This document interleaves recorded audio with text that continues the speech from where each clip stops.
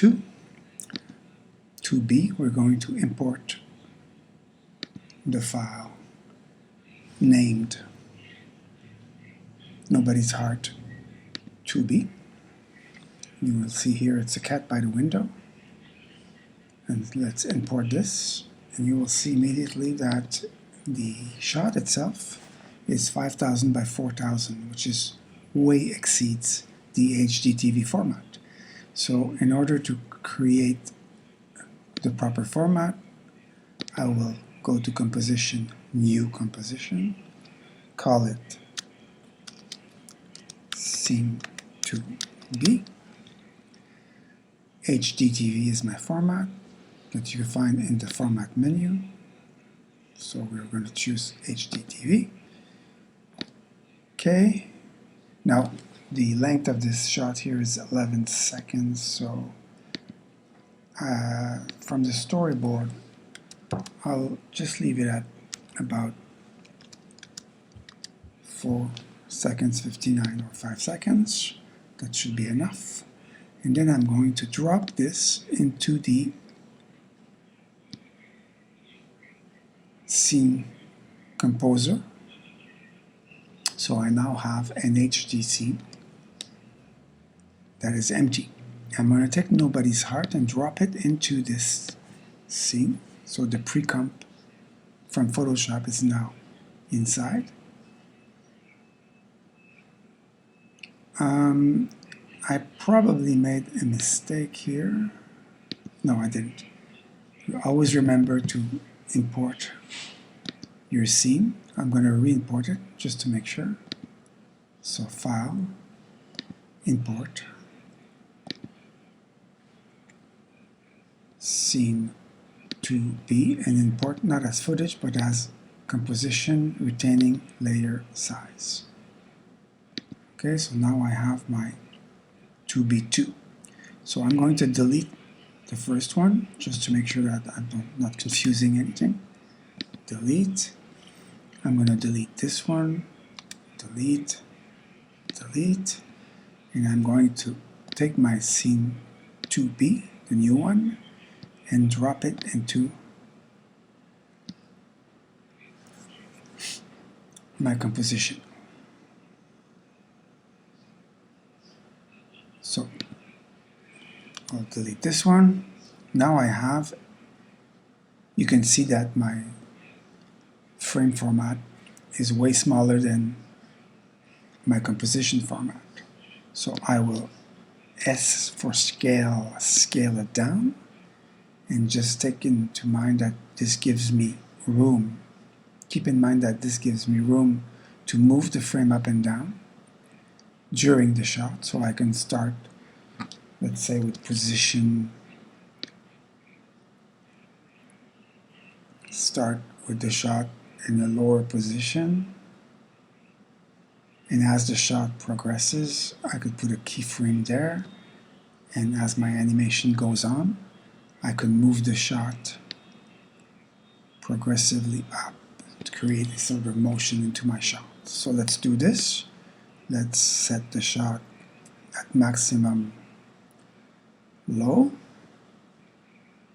like this here, and in the position panel, let's open the keyframe for position. Let's move at the end of our shot,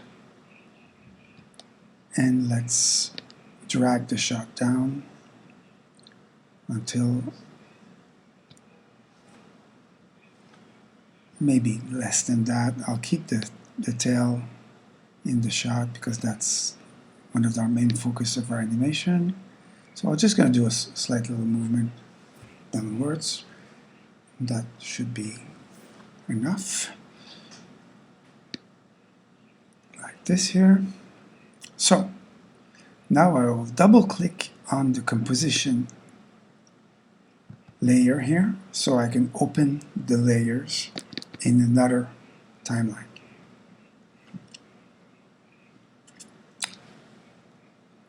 Comma or zoom back. You take your zoom here and you go like control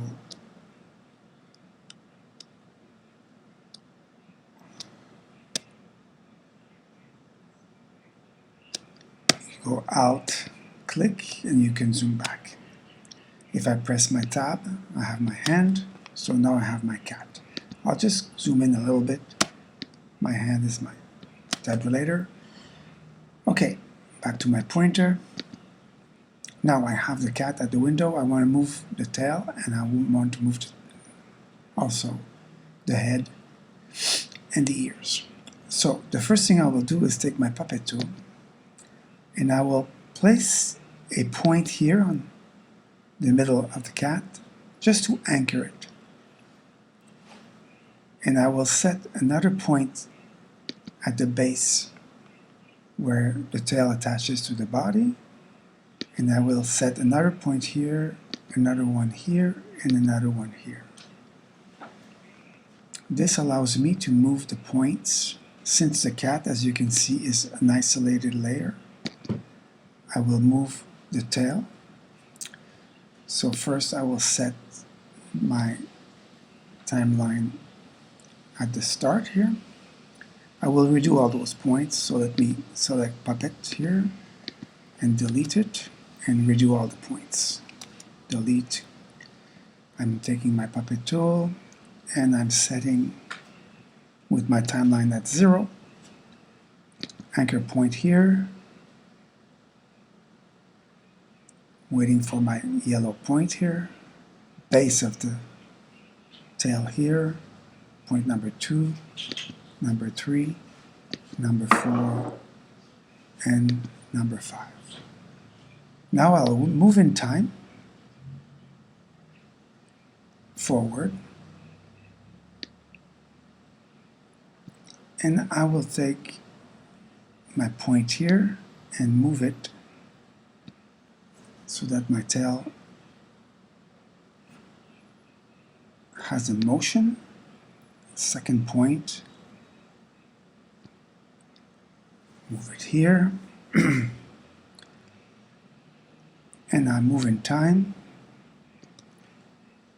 and I move more, the first point, and be careful, if you pull on the point, you're going to extend the length of the tail.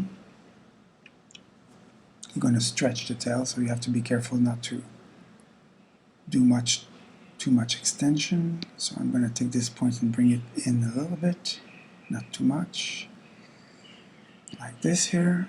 So now I have a movement of animation that has been created by moving those points, and so the tail can be animated. So I'm going to go ahead and animate the whole tail up and down and back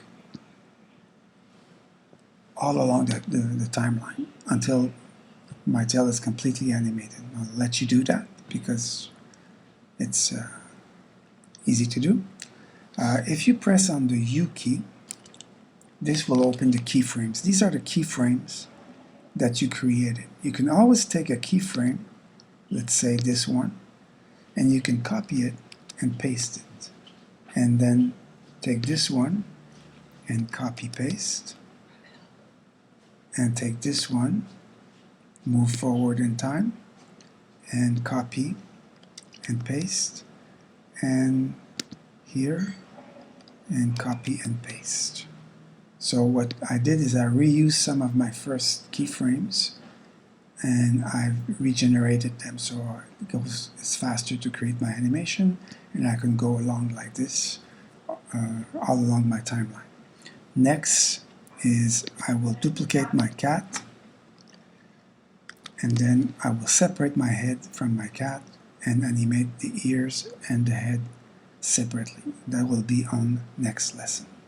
So jump to 2B part 2, and we will see you there to animate the head of the cat.